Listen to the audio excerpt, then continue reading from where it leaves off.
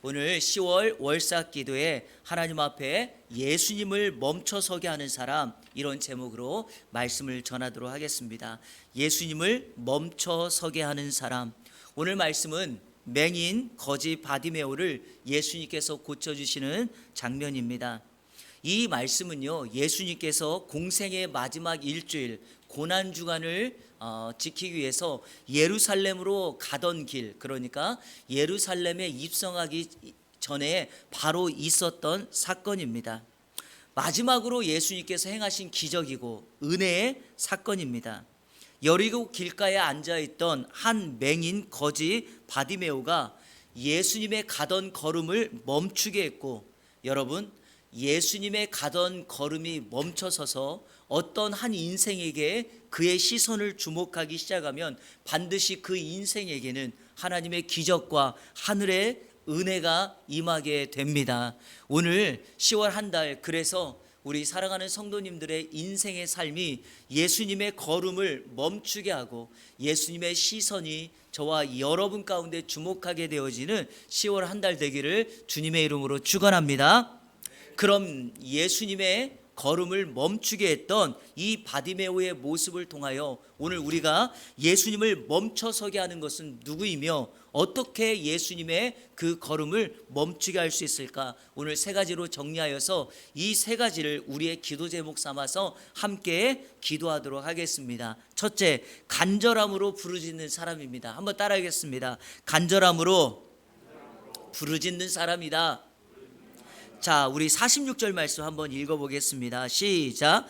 그들이 여리고에 이르렀더니 예수께서 제자들과 허다한 무리와 함께 여리고에서 나가실 때 디메오의 아들 맹인 거지 바디메오가 길가에 앉았다가, 여리고 길가에 디메오의 아들 맹인 거지 바디메오가 앉아 있습니다. 여러분, 이 바디메오가 길가에 앉아 있는 이유가 무엇일까요? 구걸하기 위함입니다. 같은 본문을 다루고 있는 누가복음 18장 35절에 그가 구걸하기 위하여 길가에 앉아 있었다. 성도 여러분, 바디메오는요, 맹인이며 거지이며 구걸하는 인생이었습니다. 누군가의 도움 없이는 살 수 없는 병든 인생입니다. 삶에 어떤 희망도 보이지 않는 사람이죠. 그런데요, 오늘 우리가 이 말씀을 주목해야 되는 이유가 있습니다. 예수님을 멈춰서게 하는 사람은 제한이 없습니다. 차별이 없습니다. 그가 어떤 사람인지에 대해서 우리 주님은 묻는 것이 아니라 하나님이 우리에게 묻는 것은 딱 하나입니다.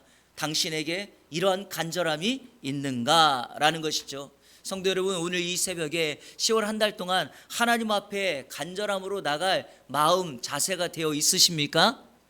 그렇다면 오늘 여러분의 그 간절함이 우리 주님의 발걸음을 멈춰 서게 하고 하나님의 기적의 역사가 저와 여러분의 인생과 가정에 임하게 될 줄로 믿습니다. 우리 47절 말씀 한번 볼까요? 시작. 나사렛 예수시란 말을 듣고 소리질러 이르되 다윗의 자손 예수여 나를 불쌍히 여기소서 하거늘, 길가에 바디메오가 앉아 있는데 이전과는 다른 사람들의 웅성거림이 들립니다. 사람들에게 물어보죠. 무슨 일이냐? 사람들이 바디메오에게 이렇게 말합니다. 나사렛 예수가 지나간다 라고 말합니다.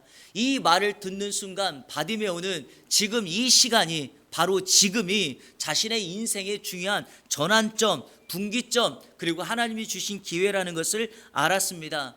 왜냐하면 예수님에 대한 소문을 들었거든요.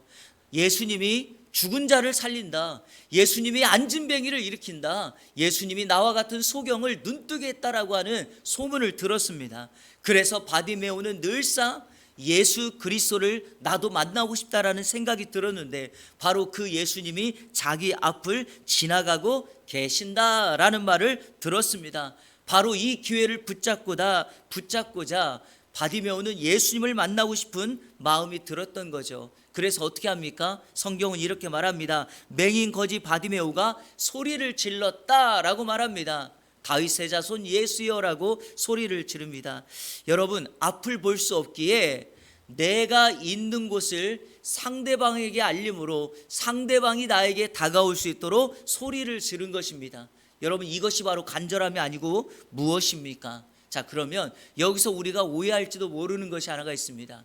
그러면 간절함을 가지고 소리만 지르면 우리 주님께서 나에게 찾아오시는가? 가던 걸음을 멈춰 서게 하는가?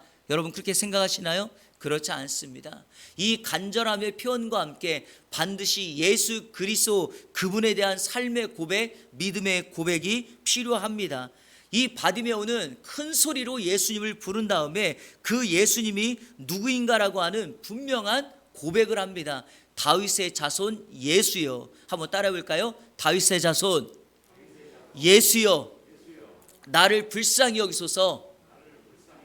여러분, 다윗의 자손 예수라는 말은 구약에 예언된 다윗의 후손으로 오신 메시아라는 말입니다. 그러니까 이 바디메오는 예수님을 메시아로 고백합니다. 신기하죠? 사람들은 바디메오에게 이렇게 말했거든요. 나사렛 예수가 지나간다라고 말했습니다. 그러면 바디메오는 나사렛 예수여라고 외쳐야 되는데 바디메오는 그렇게 외치지 않고 그 예수를 다윗의 자손 예수여라고 분명한 자신의 믿음의 고백, 믿음의 표현을 합니다. 그리고 또 하나, 나를 불쌍히 여겨달라고 말합니다. 우리 주님께서 이 땅에 오신 목적, 그 인생들, 목자 없는 양과 같은 그 인생들을 불쌍히 여기시는 그 긍휼함과 자비의 마음을 예수 그리스도께 동일하게 요청했던 것입니다.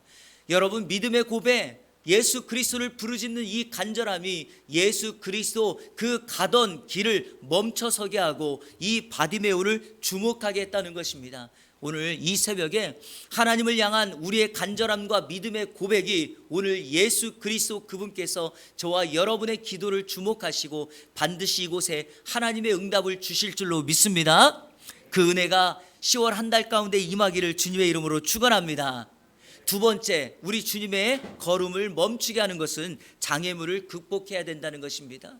장애물을 극복하는 사람이 예수님을 멈춰서게 할 수 있다. 48절 상반절을 제가 한번 읽어보겠습니다.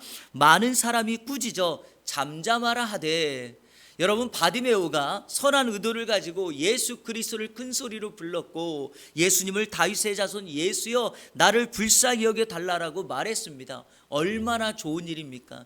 그럼에도 불구하고 문제가 발생합니다. 성도 여러분, 우리가 예수님을 만나러 나오는 길에, 은혜 받으러 나오는 길에, 예배하러 나오는 길에 꼭 영적인 문제가 생깁니다.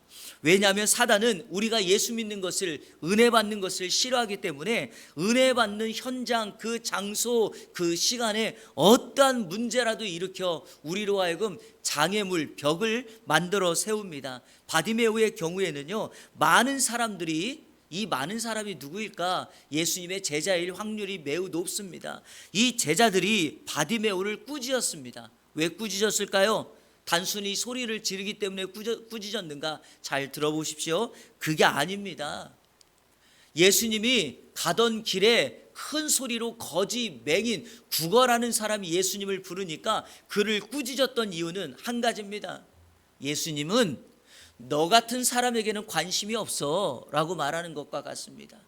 성도 여러분, 우리가 신앙생활할 때 정말 실수하는 부분이 바로 여기에 있습니다. 나하고 다른 사람, 우리 눈에 보여졌을 때 저 사람은 도저히 우리와 함께 할 수 없고 예수 믿을 수 없을 것 같은 사람들이 있습니다. 우리는 그런 사람들을 구분합니다. 차별합니다. 선을 긋습니다. 더 이상 당신과 나는 함께 할 수 없다라고 생각하죠. 이 제자들에게는 바디메오가 그런 사람이었습니다. 너는 예수님의 시선에 제외된 사람이야. 더욱이 지금 예수님은 예루살렘으로 들어가 십자가를 지기 위하여 빨리 이 목적을 성취하러 가야 되기 때문에 당신과 같은 사람에는 관심이 없어 라고 말하고 있는 것입니다. 성도 여러분, 우리도 때때로 이와 같은 경험을 할 때가 있습니다. 신앙생활 열심히 하고 예배 잘 드리고 기도 많이 하는데 왜 이렇게 나에게는 하나님이 무관심하는 것 같은가? 왜 사람들은 나의 마음을 알아주지 못하는가?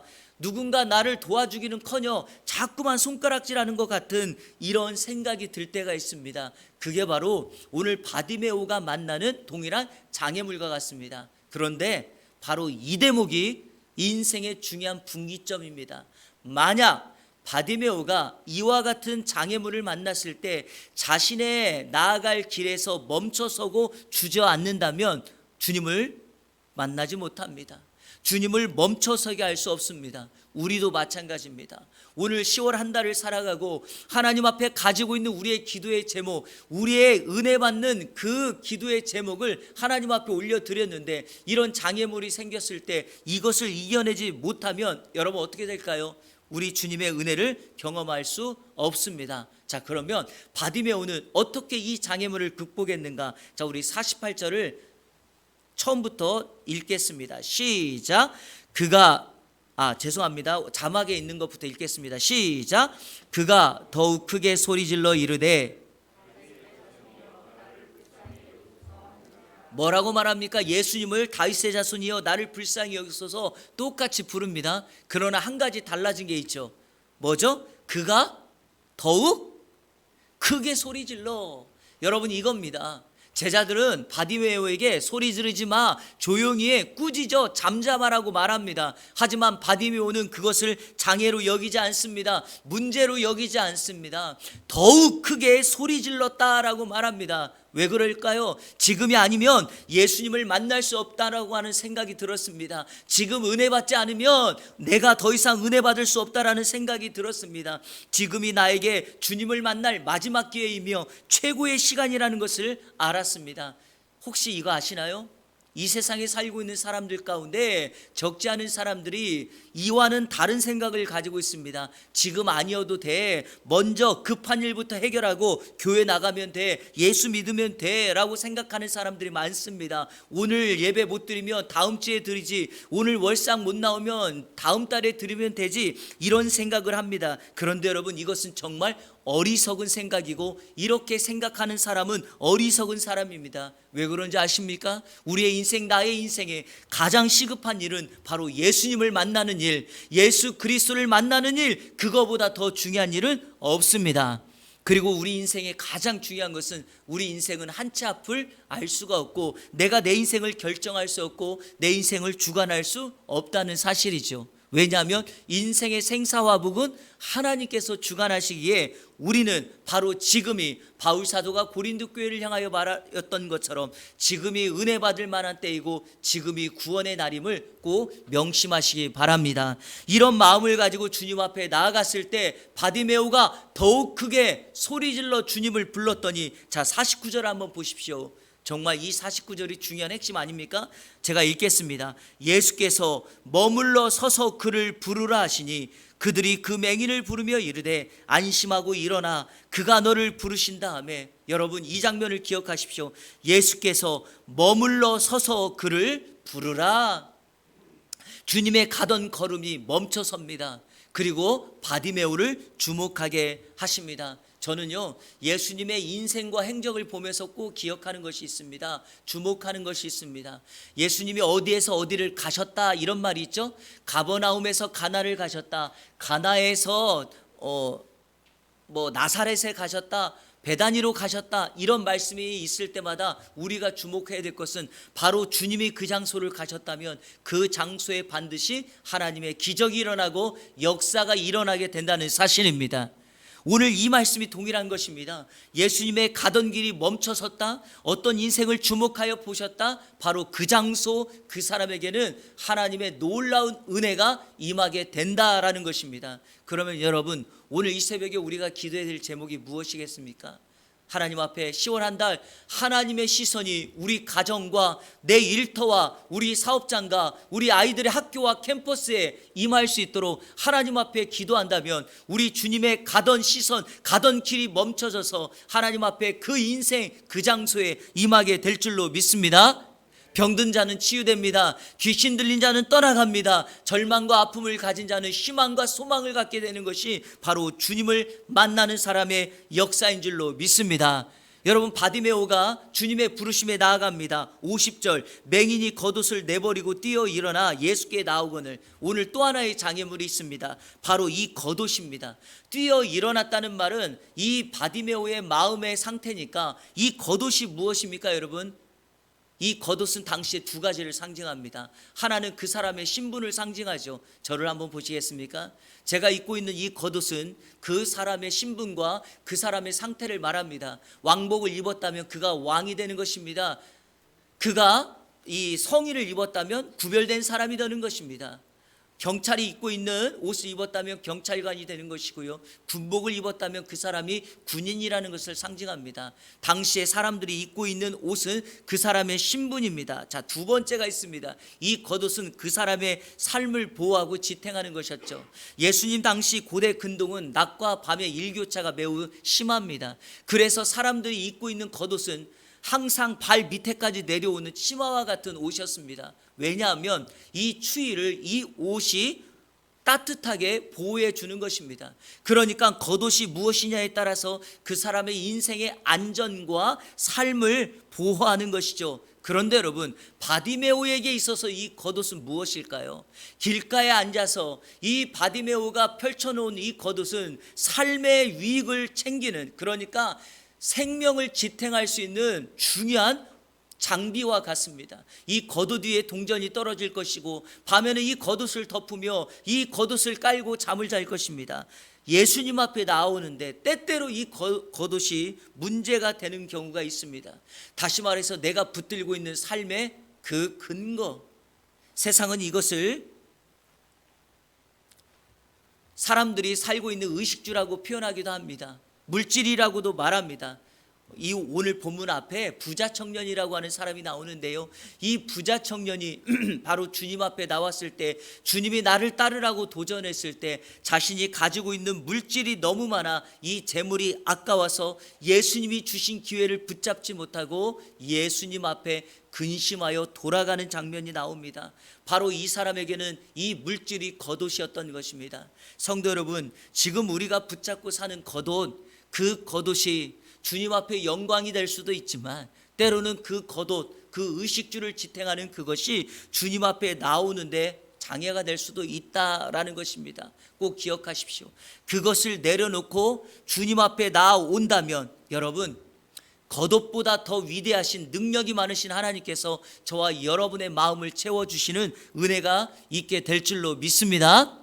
마지막 세 번째, 마음의 소원이 분명한 사람이 예수님을 멈춰서게 할 수 있습니다. 마음의 소원이 분명한 사람, 이게 무슨 말인가? 자, 51절 다 같이 읽겠습니다. 시작. 예수께서 말씀하여 이르시되 선생님이여 보기를 원하나이다. 예수님께서 바디메오 앞에 섰습니다. 그리고 그에게 묻습니다.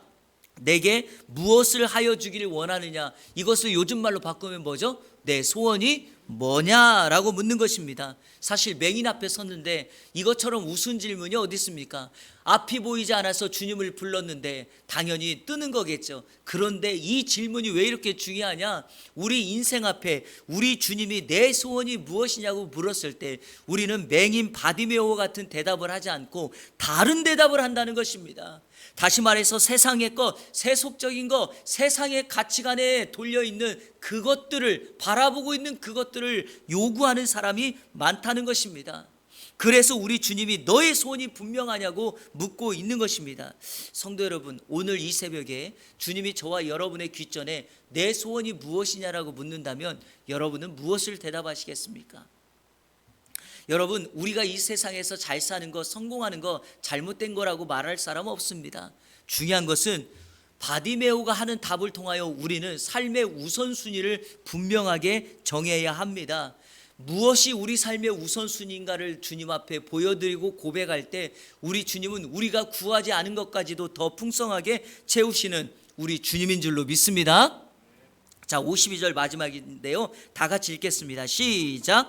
예수께서 이르시되 가라, 내 믿음이 너를 구원하였느니라 하시니 그가 곧 보게 되어 예수를 길에서 따르니라. 주여 보기를 원합니다 라고 했을 때 우리 주님께서 하신 말씀입니다. 여기는 중요한 원칙이 있습니다. 세 가지를 말하죠. 첫 번째, 내 믿음이 너를 구원하였다. 먼저 말씀하는 게 뭡니까? 영혼 구원입니다.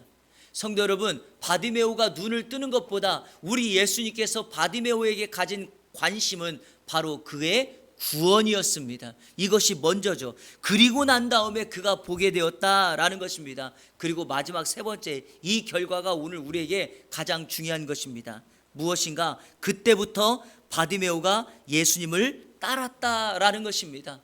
바로 예수 그리스도의 삶을 위하여 자신도 제자의 삶을 살아냈다라는 것입니다. 성도 여러분, 우리가 구원받습니다. 치유받습니다. 그것이 결과인가? 아닙니다.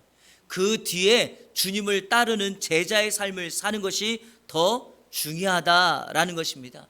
지금 우리 주님이 저와 여러분에게 어떤 소원이 있느냐라고 물으셨을 때 그것은 우리에게 이렇게 묻는 것과 같습니다.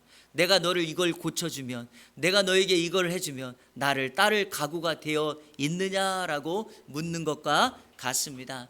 말씀을 맺겠습니다. 1882년 이 해는 우리나라에 이모군란이라는 사건이 일어난 해입니다. 고종황제의 아버지인 흥성대원군의 수구 세력과 여러분 잘 아시는 명성황후 민씨 집안의 개혁 세력이 둘이 서로 정치적인 권력을 다투는 때였습니다. 그때 이수정이라고 하는 양반이 있었는데 이 사람이 명성황후의 생명을 잘 지켜줘서 고종황제로부터 은덕을 입습니다. 그래서 이 고종황제가 이수정을 일본에 유학을 보냅니다. 그리고 이 이수정은 고종황제의 은덕을 입어 일본에 가서 일본이 앞서고 있는 법 그리고 농사학을 배우기를 원하여 그것을 배우고 와서 이 조선 마지막 이 대한민국에 지대한 영향을 끼치고 개화에 앞장서기를 원하였습니다. 그래서 일본에 가서 당시 농사학에 가장 유명했던 치다센이라고 하는 이 학자를 만나게 됩니다. 이 치다센을 만나서 자주 만나 공부를 배우는데 그의 집에 갔을 때 이 벽면에 달려있는 액자 하나를 보냈는데 한문으로 써있는데 그 액자에 산상수훈의 팔복이 기록되어 있었습니다. 이수정이 그 액자에 관심을 가지니까 치다센이 그 이수정에게 한문으로 된 성경을 하나 줍니다.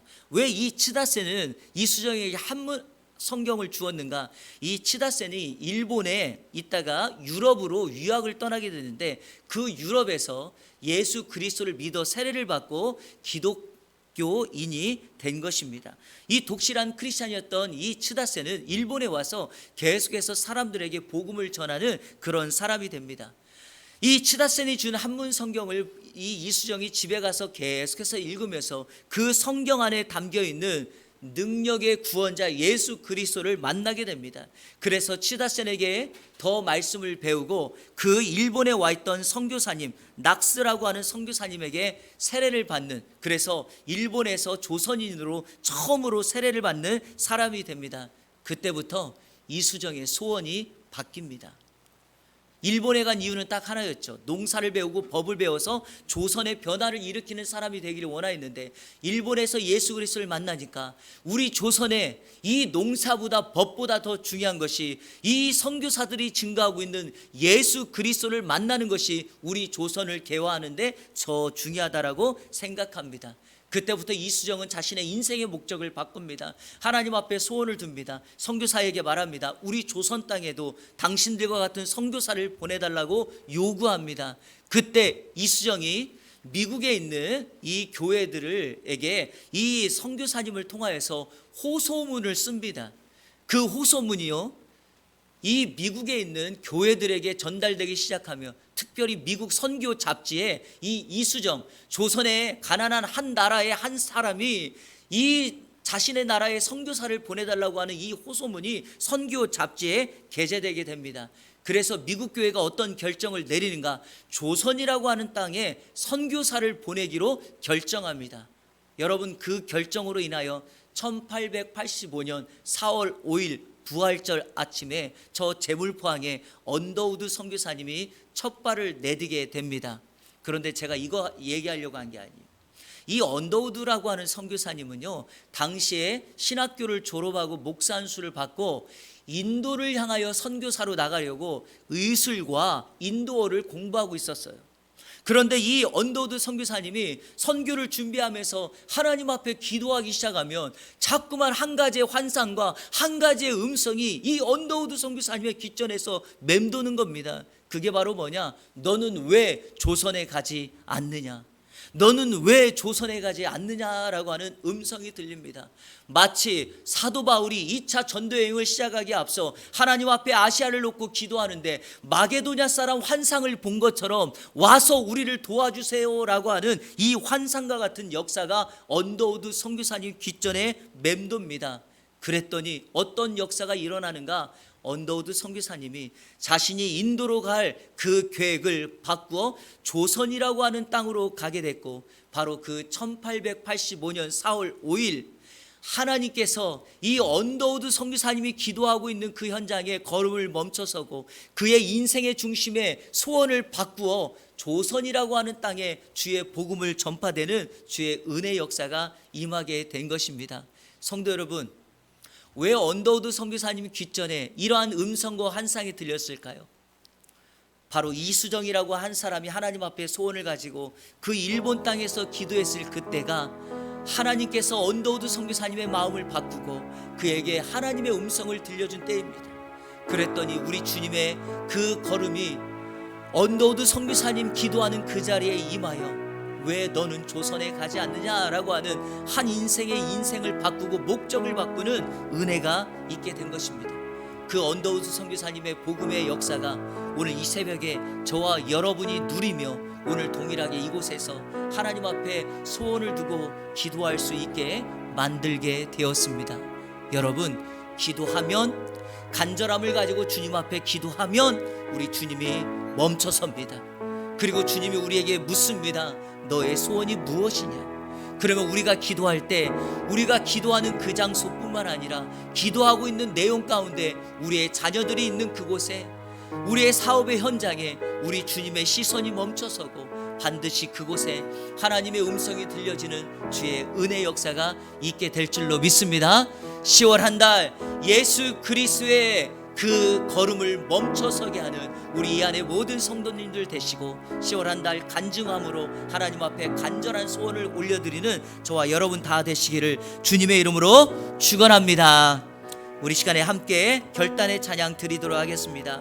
우리 함께 기도해 주 앞에 나와 무릎 꿇고 긍휼을 베푸시는 주, 하늘을 향해 두 손 들고 하늘 문이 열리고 은혜 빗줄기 이 땅 가득 내리도록 마침내 주 오셔서 의의 빗줄기 우리 위에 부으시도록 우리가 간절한 소원을 가지고 하나님 앞에 기도하면 우리 주님께서 우리가 있는 이곳에 하늘 문을 여시고 은혜 빗줄기 은혜의 빛을 발하게 될 줄로 믿습니다.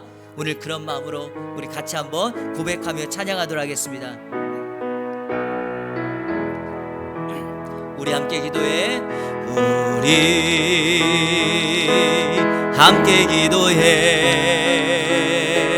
주 앞에 나와 무릎 꿇고 긍휼 베푸시는 주, 하늘을 향해 두 손 들고 하늘 문이 열리고 은혜의 빗줄기 이 땅 가득 내리도록 마침내 주 오셔서 의의 빗줄기 우리 위에 부시도록 우리 함께 기도해. 우리 함께 기도해. 주 앞에 나와 무릎 꿇고 긍휼 베푸시는 주, 하늘을 향해 두 손 들고 하늘 문이 열리고 은혜의 빗줄기 이 땅 가득 내리도록 마침내 주 오셔서 의의 빗줄기 우리 위에 부시 하늘 문이 열리고 은혜의 빗줄기 하늘 문이 열리고 은혜의 빗줄기 이 땅 가득 내리도록 마침내 주 오셔서 의의 빗줄기 우리 위에 부시도록 모든 시간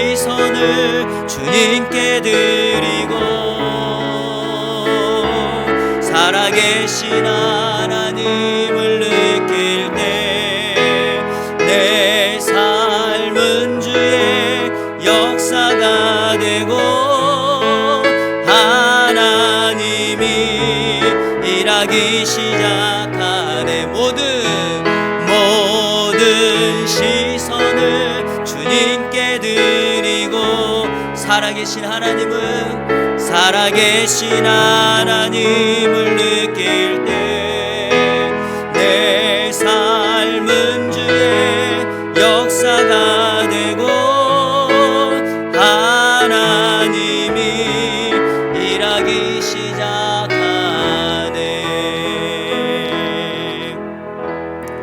우리 시간에 다 같이 합심으로 기도하도록 하겠습니다. 이 시간에 우리 한번 기도할 것은 오늘 말씀을 한번 기억했으면 좋겠습니다. 하나님은 절망과 아픔 가운데 있는 바디메오에게 찾아오셔서 그의 인생을 회복시켜 주시는 분입니다. 여러분의 인생을 위하여 기도할 때 하나님 앞에 간절한 부르짖음과 소원이 있는지, 정말 어떤 장애물에도 내가 믿음으로 그것을 극복할 수 있는지 하나님 앞에 오늘 한번 기도했으면 좋겠습니다. 하나님, 다른 거 기도하지 말고 이 시간에는요, 나 자신을 위하여 기도합니다. 하나님, 나의 인생을 극복하게 하여 주옵소서. 믿음으로 이기게 하여 주옵소서. 세상에 찾아오는 어떤 난관도 그것 때문에 내가 좌절하지 않게 하시고 하나님께서 나에게 주신 그 환경을 극복하여 이겨내어서 하나님의 은혜를 구하고 하나님의 기적을 경험하는 그런 인생 되게 달라고. 오늘 우리 청소년부도 나왔는데 이 시간에 기도할 수 있는 사람은 눈을 감고 하나님 앞에 기도하시기를 원합니다. 하나님, 내 인생에 하나님의 은혜가, 하나님의 능력이, 하나님의 기적이 임하게 하여 주세요. 그래서 내가 지금 원하고 소원하는 바를 하나님께서 그 인생 마지막 결과물로 내게 하시고 내 목표와 소원을 반드시 이루어서 하나님 앞에 쓰임받는 그런 주님의 제자의 삶을 살게 해주세요라고 기도했으면 좋겠습니다. 이 시간에 우리 다 같이 합심하여 기도할 때 나 자신을 위하여 하나님 앞에 기도하며 나갑니다. 다 같이 기도하겠습니다.